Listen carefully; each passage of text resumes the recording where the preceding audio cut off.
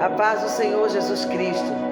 Que a paz do Senhor Jesus esteja sobre toda a tua casa, a tua vida e aonde quer que você se encontre, aonde quer que você esteja neste momento. Lucas capítulo 13, versículo 34. Jerusalém, Jerusalém, que mata os profetas e apedreja os que te são enviados. Nesta passagem bíblica, Jesus está caminhando até o centro de Jerusalém. Jerusalém que se destaca como a cidade santa, cidade de paz, cidade onde o fundamento respira paz. Mas quando Jesus vai se aproximando daquela cidade, Jesus que vinha de uma maratona de libertação, de cura, de milagre, ele quando se dirige àquela cidade, ele começa a perceber que Jerusalém não é mais a mesma. O fundamento de Jerusalém não é mais uma cidade de paz, de adoração, mas é uma cidade de corrupção, onde o poder político e militar e o poder religioso tem sido constantemente sendo transformado e modificado. Ele começa a perceber que os olhos tapados dos povos que ali habitavam não se abriam mais para enxergar a glória de Deus. Ah, Jerusalém, Jerusalém aonde fostes comprada por sangue, aonde o rei Davi te entronizou, cercou os teus limites e colocou um lugar de adoração a Deus. Jesus estava caminhando sobre aquele lugar e quando ele começa a observar, ele vê a rejeição daquelas pessoas que se encontram ali dentro. A rejeição sobre o seu ministério, a rejeição sobre a palavra do Senhor, a rejeição sobre os milagres de Jesus. E ele começa agora a se debruçar sobre aquela cidade que ele está a se dirigir. E ele percebe que aquela multidão já não é mais a mesma. Não é a mesma Jerusalém de paz. Não é aquela mesma Jerusalém de um fundamento de adoração. É uma Jerusalém completamente transformada. É uma Jerusalém agora onde o que impera é somente a maldade, aonde as coisas terrenas estão valendo muito mais. Ah, Jerusalém, Jesus começa a observar e lembra de João Batista, aquele que serviu para ser o precursor das obras, dos milagres e do ministério de Jesus aqui na terra. Era um homem chamado João Batista, que aproximadamente por dia batizava mais de 5.000 pessoas, em plena margem do Rio Jordão. Quando Jesus olha para aquele homem, um homem diferente, um homem que sabia o que era adoração, e ele observava aquele povo a passar, e certo dia, João Batista era uma pedra de tropeço. João Batista era uma pedra de tropeço para aqueles que estavam corrompidos. Havia um governante naquela cidade de Jerusalém, chamado Herodes, e Herodes, ele estava agora com a mulher do seu irmão Filipe.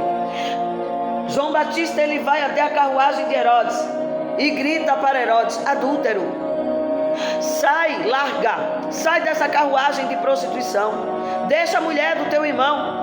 E eu acredito que Herodes, com receio de se fazer ouvir a voz de João Batista, ele pede silêncio.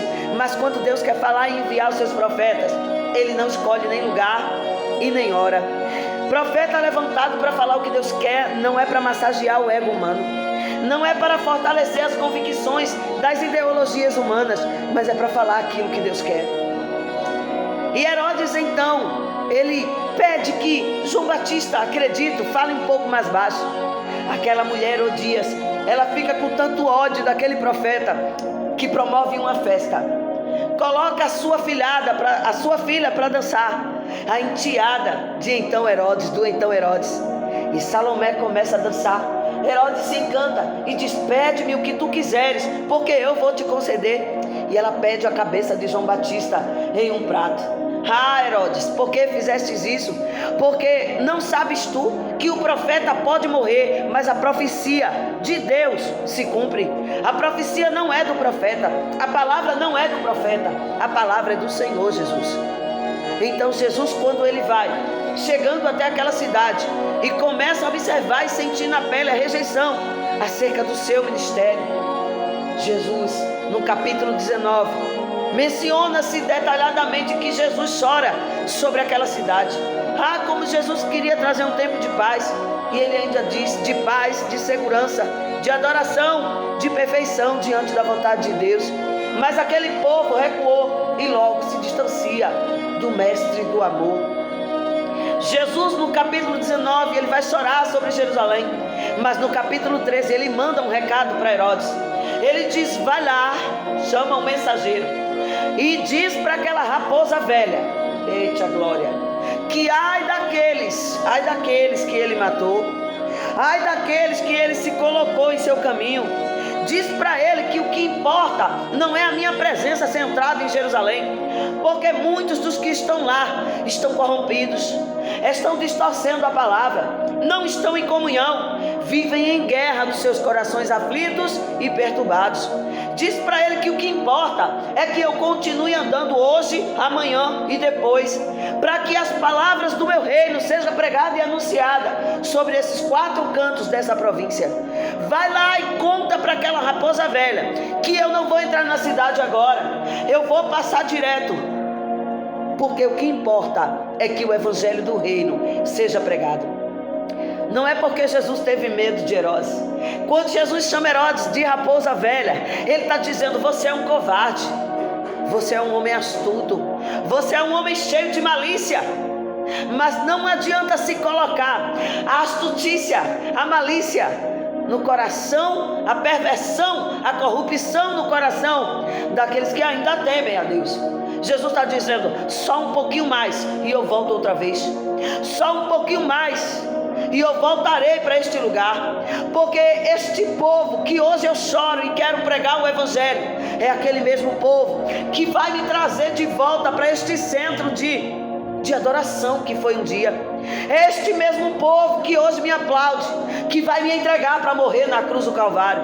Este mesmo povo que quer me ver passar de longe, que um dia vai me chamar para me colocar no centro da covardia do coração humano, da ingratidão do coração humano. Volta lá, diz para aquela raposa velha que eu tenho um ministério a cumprir, que eu tenho um tempo a correr, que eu tenho uma carreira a correr, e eu não posso recuar, porque se eu recuar e me calar, até as pedras elas irão clamar. Volta lá e diz que eu estou vendo a matança sobre os meus profetas. Quantos estão dentro de Jerusalém? Quantos estão no centro da adoração? Quantos estão dizendo que estão fazendo a obra do jeito que Deus quer, mas estão calando profetas com o olhar, estão calando profetas com a calúnia, estão calando profeta com uma palavra dura e difícil, estão calando profeta porque querem ouvir o que querem, não querem ouvir o que Deus está mandando falar. Jerusalém que mata os profetas está dentro de Jerusalém, está dentro da igreja. Hoje Jerusalém representa a igreja que adora ao Senhor, mas muitos estão corrompidos, muitos estão andando em 2 pensamentos, estão dentro de Jerusalém, até se veste como tais, até fala como tais, andam como tais, carregam até a Bíblia, mas são matadores de profeta.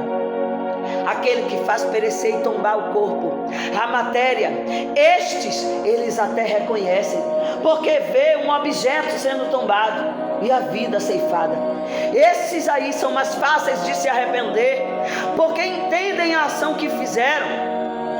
Podem até não aceitar, mas quando param para refletir, reconhecem os seus erros, os seus atropelos de vida, reconhece que abusou da bondade do irmão, da fidelidade do irmão, e talvez por um momento, ao invés do só remorso, passam a ter arrependimento.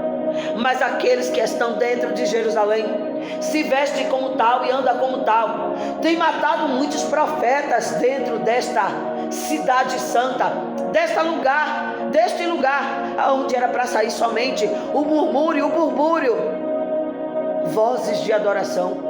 O que se escuta é vozes de perversão, vozes aonde um vende o outro a troco de nada. Jerusalém, lugar de adoração, povo que se diz de paz.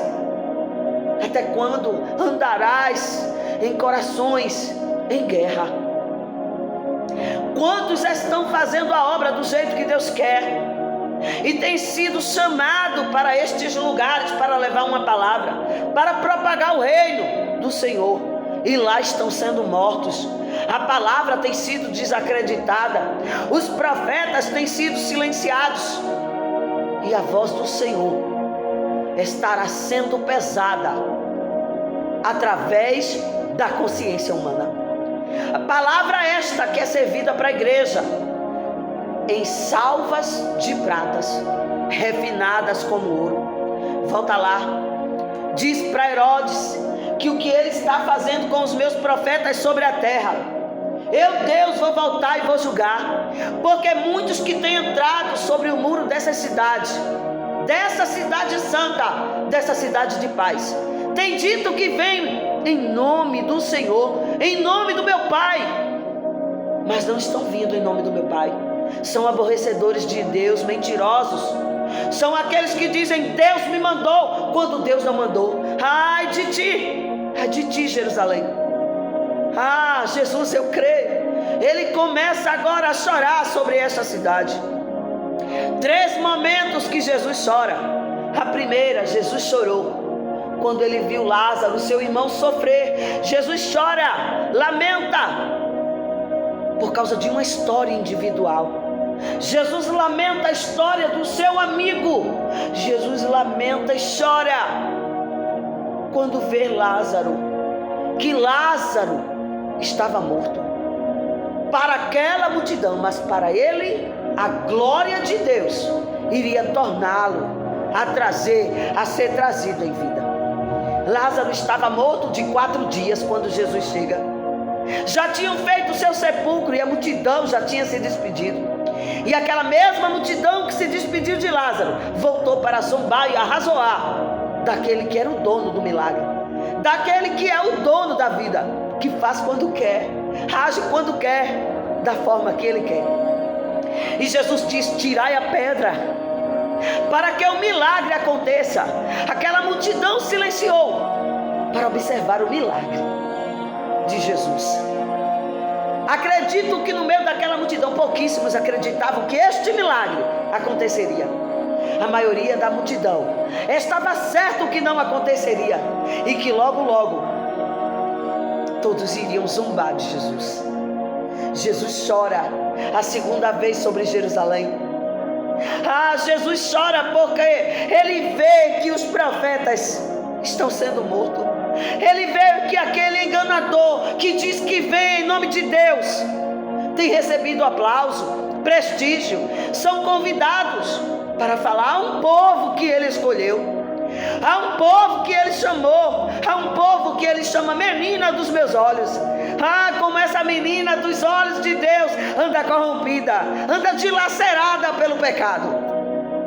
Jesus chora sobre Jerusalém, porque diz: hoje vocês me rejeitam, mas amanhã vocês mesmo que eu curei, libertei, me trarão aqui outra vez e me entregarão às autoridades, tentando encerrar o ministério de um profeta. Mas ninguém cala a boca de um profeta de Deus. Ninguém faz um profeta se calar quando este profeta é verdadeiramente chamado por Deus. Jesus chora por ver um povo tão corrupto e ingrato manifestar os seus desejos em aplauso às consciências humanas, ao pensar humano. Jesus chora porque por ver aquele povo tão ingrato debater-se um com o outro, querendo o melhor apenas para si. Estavam no centro da adoração, mas o coração estava longe de Deus. Adoravam nos templos, mas dos lábios não saíam a adoração pura e verdadeira. Dos lábios só saíam murmúrio e calúnia e apontamento. E quando saíam os louvores que ele achavam que Deus estava ouvindo, Deus não estava ouvindo aqueles louvores, porque ali dentro, aqueles que fazem tombar o corpo, esses são mais passíveis de reconhecer. Mas aqueles que matam o espírito, esses batem no peito como se fossem verdadeiros adoradores. Corrompidos permanecerão, seguirão, achando que são adoradores e que o Deus Todo-Poderoso estará a receber esta manifestação de adoração. Mas Deus percebe a ingratidão da alma, do coração e do que sai das suas consciências. Ele chora sobre Jerusalém O que era para ser paz e adoração e louvores, passou a ser somente corrupção, murmúrio, e o apontar, e o assassinar, e o extinguir do Espírito sobre a terra. Quantos estão caçando os seus irmãos? Quantos estão chorando para ter prestígio, mas não choram mais pela obra do Senhor?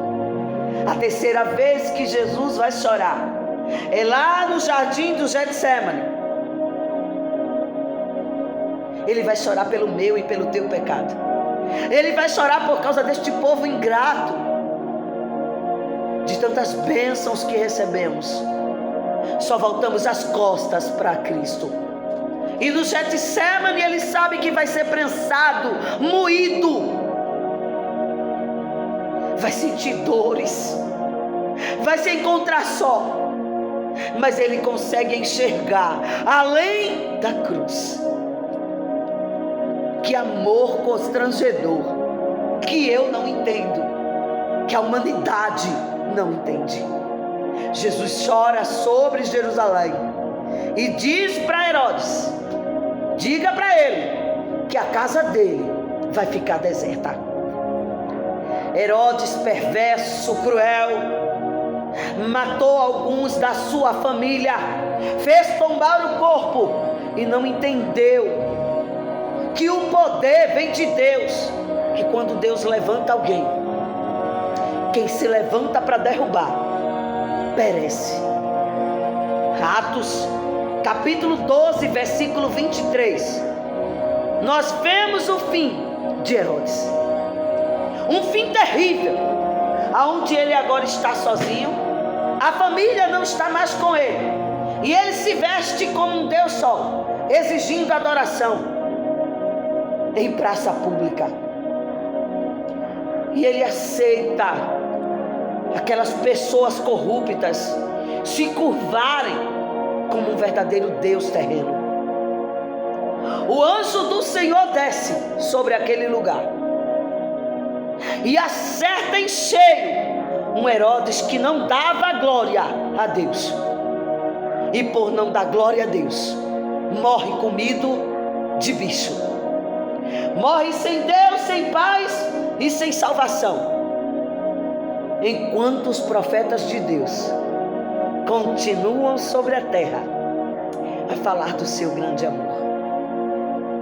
Quem tem ouvidos para ouvir, ouça o que ele está falando para a sua igreja. Deus te abençoe e te dê a paz. Oremos pela paz de Jerusalém. Que Deus guarde Jerusalém e os seus profetas. Deus abençoe a tua vida.